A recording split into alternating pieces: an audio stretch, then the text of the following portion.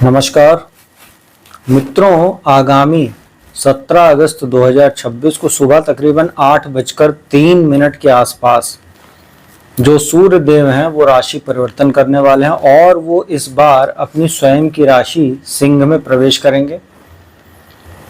मित्रों, सिंह राशि में केतु का गोचर चल रहा है और 5 दिसंबर 2026 तक अभी केतु महाराज यहीं पर विराजमान रहेंगे और उनकी ठीक सामने वाली जो राशि है कुंभ राशि, उसमें राहु का गोचर है। तो सूर्य देव जब प्रवेश करेंगे सिंह राशि में, जो उनकी स्वयं की राशि, तो केतु के साथ युति होने से अगले 1 माह तक ग्रहण दोष का निर्माण होगा। सूर्य देव यहाँ पर 17 सितंबर तक रहेंगे। 17 सितंबर को सुबह 7:58 के आसपास वो कन्या राशि में चले जाएंगे। मित्रों, यहाँ पर सूर्य और केतु की जो युति है ये कई राशि वालों के लिए समस्या खड़ी करने वाली है। हालांकि आज मैं इस वीडियो में मैं आपको विशेषता कुंभ राशि पर क्या प्रभाव पड़ेगा, सूर्य राशि परिवर्तन का साथ ही जो युति बनने वाली जो अशुभ युति है इसका क्या फल मिलेगा कुंभ राशि के जातकों को, उसकी संपूर्ण और विस्तार से जानकारी दूंगा। तो वीडियो को अंत तक देखिएगा, स्किप मत कीजिएगा, क्योंकि ये स्पेशल आप ही लोगों के लिए वीडियो है कुंभ राशि के जातकों के लिए। अंत में उपाय भी बताऊंगा कि कैसे आप इसको थोड़ा सा इसकी जो नेगेटिविटी आपको मिलेगी उसको कैसे आप कम कर सकते हैं उपायों के माध्यम से। बहुत ही सरल उपाय रहते हैं। मित्रों, कुंभ राशि वालों के लिए अगर सूर्य की स्थिति देखें तो अभी आपके 6ठे भाव में गोचर कर रहे हैं कर्क राशि में। यहां बृहस्पति और बुध के साथ उनकी युति है।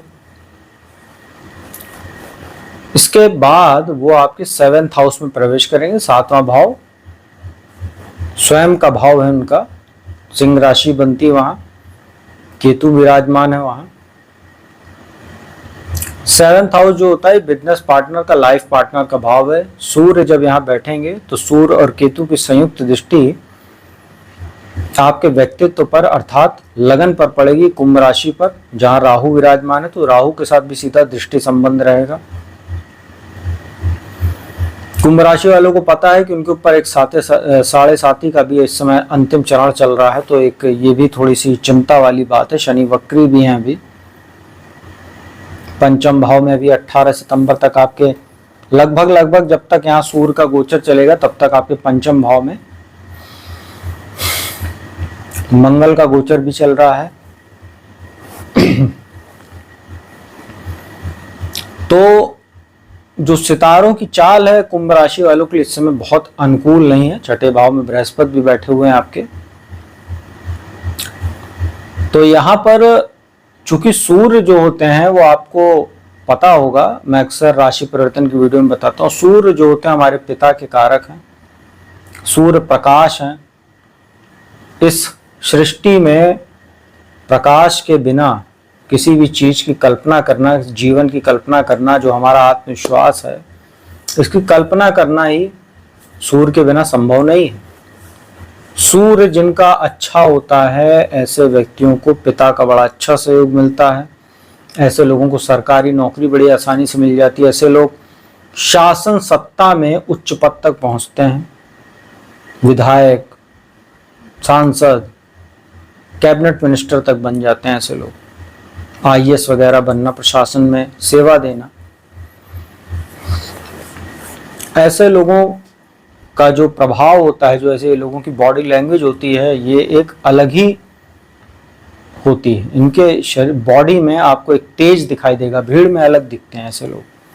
चेहरे पर एक तेज होता है, कॉन्फिडेंस लेवल जबरदस्त रहता है। ऐसे लोग जो होते हैं वो अपना जीवन अपनी शर्तों पर जीना पसंद करते हैं, क्योंकि सूर्य राजा होते हैं तो व्यक्ति के अंदर भी राजा वाले गुण आ जाते हैं।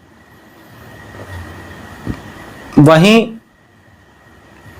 सूर्य नकारात्मक हो जाए तो ये जितनी चीजें मैंने बताई इसका जस्ट अपोजिट हो जाता है। ऐसे व्यक्तियों को पिता का सहयोग नहीं मिलता, पिता के साथ संबंध नहीं रहते हैं। और सूर्य बहुत ज्यादा पीड़ित हो कुंडली में तो कम उम्र में ही जो पिता का साया है वो सर से चला जाता है जातक के। सूर्य हमारी नेत्रों के कारक हैं, हड्डी के कारक हैं। तो सूर्य अगर कमजोर हो तो ऐसे व्यक्तियों को आंखों में समस्या होती है, कम उम्र में ही ऐसे लोगों को चश्मा लग जाता है। विटामिन डी वगैरह की कमी देखने को मिलती है, बॉडी में हड्डियों में कमजोरी भी देखने को मिलती है। तो सूर्य का मजबूत होना बड़ा मायने रखता है हमारे जीवन में। अब कुंभ राशि के संदर्भ में देखें तो 7th हाउस में सूर्य वैसे ही कमजोर होते हैं, क्योंकि काल पुरुष की कुंडली में तो ये पश्चिम दिशा का भाव है, साथ ही तुला राशि यहां बनती जिसमें सूर्य नीच का फल देते हैं। सूर्य कमजोर भाव में बैठे हुए हैं, हालांकि अपने स्वयं की राशि में है तो उतना बुरा प्रभाव भी नहीं देंगे, लेकिन दिक्कत यहां पर यह है कि वो केतु के साथ हैं। हालांकि केतु जो है वो सूर्य के साथ उतना नेगेटिव परिणाम भी इसलिए नहीं देते हैं, उसका कारण क्या है कि केतु जो है कुजवत होते हैं, अर्थात मंगल के समान उनको फल प्राप्त है। तो मंगल और सूर्य तो मित्र होते हैं, तो केतु भी जो है वो मंगल के समान यहाँ पर बैठे हुए हैं, तो सूर्य के साथ जो है उतनी ज्यादा शत्रुता नहीं उनकी।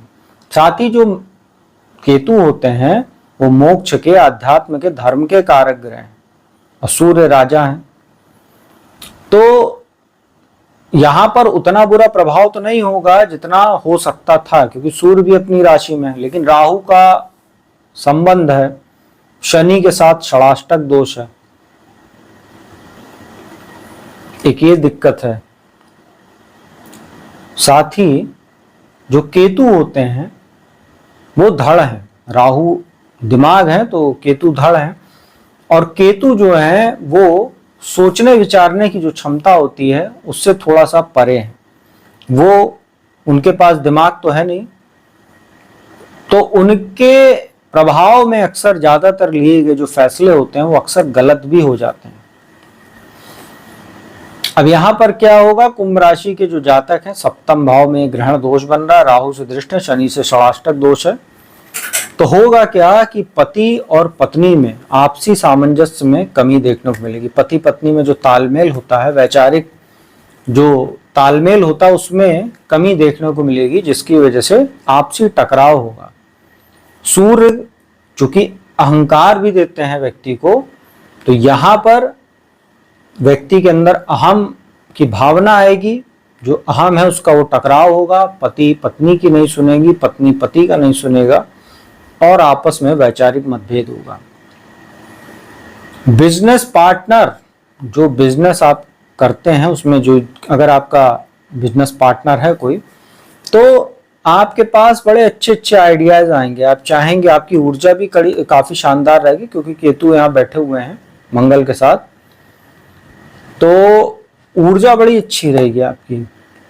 सोचेंगे आप ये कर लूं, वो कर लूं, कोई नया स्टार्टअप खोल लूं, या जो बिजनेस कर रहे हैं उसको फैला लूं, या उसमें कुछ नया कुछ भी सोचेंगे। लेकिन यहाँ पर दिक्कत ये होगी कि उसको इम्प्लीमेंटेशन कैसे करना है ये आपको नहीं पता। मतलब आपके अंदर विचार तो आएंगे, लेकिन उसको कैसे विचार को क्रियान्वित करना है ये आपकी समझ इस समय थोड़ी कमजोर रहेगी, क्योंकि राहु भी लगन में बैठ के भ्रमित कर रहे हैं आपको, और बिजनेस पार्टनर के साथ भी आपके संबंध यहाँ पर वैचारिक मतभेद वाली स्थिति रहेगी। जैसे पति पत्नी में रहेगी, वैसे बिजनेस पार्टनर के साथ भी आपकी तालमेल की कमी अगले 1 महीना आपको देखने को मिलेगी।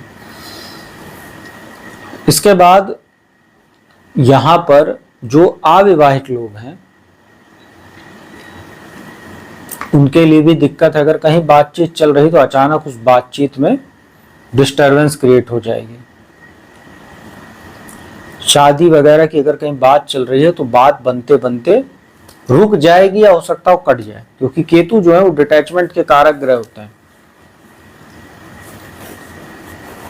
लगन पर सूर्य और केतु की दृष्टि पड़ने से राहु वहां बैठे हुए हैं, तो यहां पर आपके अंदर क्रोध, अहंकार जैसी स्थितियां पैदा होंगी।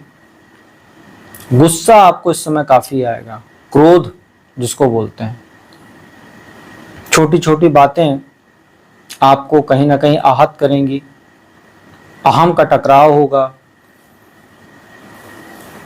सूर्य लगन में हो या 7th में बैठ के लगन को देखे तो व्यक्ति अक्सर उसका स्वभाव ऐसा देखने को मिलता है कि जो मैं बोल रहा हूं, जो मैं कर रहा हूं वही सही है, बाकी लोग गलत हैं। तो इस समय क्या होता है कि जो आपके सलाहकार होते हैं, जो आपस के जो आसपास जो आपके शुभ चिंतक होते हैं, उनकी बातें भी आपको चुभती हैं, आप किसी की बात सुनना नहीं पसंद करते हैं। ऐसे में ऐसे लोग आपकी दूरी बना लेते हैं और आप कहीं ना कहीं ऐसी सिचुएशन में अकेला महसूस करते हैं खुद को। तो इस टाइप की समस्या भी कुंभ राशि वालों को देखने को मिलेगी। और ओवरऑल देखा जाए तो आपकी हेल्थ के लिए भी कोई बहुत अच्छा नहीं है। छठे भाव में आपके ऑलरेडी बृहस्पति गोचर कर रहे हैं, जिसकी वजह से आपको कहीं ना कहीं डाइजेशन, लीवर या इंटेस्टाइन में प्रॉब्लम्स देखने को मिल रही होगी या मिल सकती है 31 अक्टूबर तक, अभी जब बृहस्पति वहां बैठे हुए हैं। और सूर्य यहां बैठकर जब आपके लगन को देखेंगे, हड्डियों में दर्द, सिर दर्द, माइग्रेन की समस्या, आंखों में दर्द, हार्ट में आपको कुछ दिक्कत हो सकती है। तो आपको अगले 1 महीना अपने स्वास्थ्य का विशेष ध्यान रखना, अपने स्वभाव का बहुत ध्यान रखना है, अपने आचार विचार का, अपनी संगत का बहुत ध्यान रखना है, अपने गुस्से, अपने क्रोध, अपने ईगो को कंट्रोल करके रखना है। परिवार में, दाम्पत्य जीवन में आपसी सामंजस्य बिठाकर चलिए, अपने बिजनेस पार्टनर के साथ संबंध बेहतर करके चलिए। नहीं तो ये सूर्य केतु की जो युति है 7th हाउस में, ये आपके लिए बड़ी प्रॉब्लम क्रिएट कर सकती है। फैमिली में, बिजनेस में, मैरिटल लाइफ में, साथ ही जो लोग अनमैरिड हैं उनके रिश्ते वगैरह तय करने में भी ये दिक्कत पैदा करेगी। तो मित्रों, यह था कुंभ राशि वालों पर सूर्य के इस राशि परिवर्तन का क्या प्रभाव पड़ेगा, उसकी मैंने जानकारी दी। कई लोगों को बातें चुभ रही होंगी, कई लोगों को ये बात अच्छी नहीं लगी रही होंगी, लेकिन जो सत्य है वो सत्य है। और सत्य जो होता है वो बुरा लगता है। तो जिनको बुरा लग रहा है उनसे हम ज़्यादा उम्मीद नहीं करेंगे। तो वो अगर ऊट पटांग अनाप शनाप कमेंट ना करें तो बस इतना ही उनसे आग्रह है।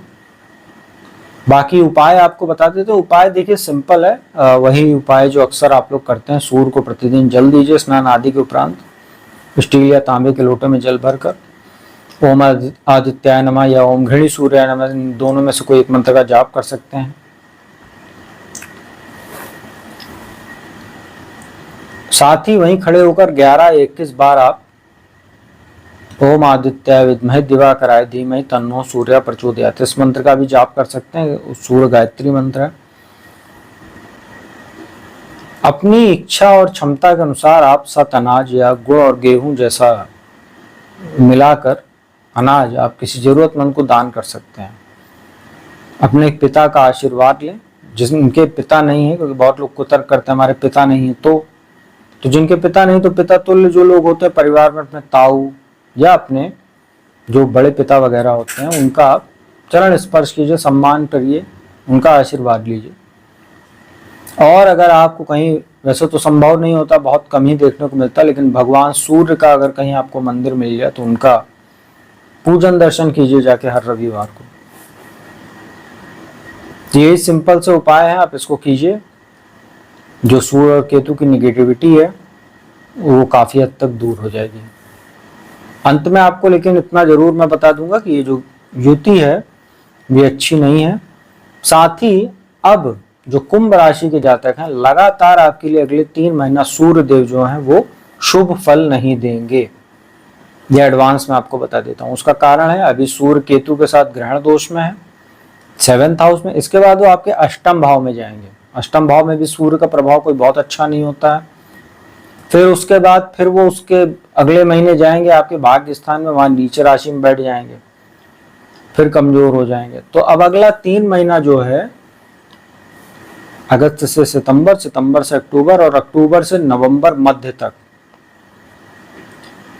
सूर्य आपके लिए शुभ नहीं रहेंगे। तो आप जितने उपाय बताएं उसको अब लगातार कंटिन्यू आप करते रहिए।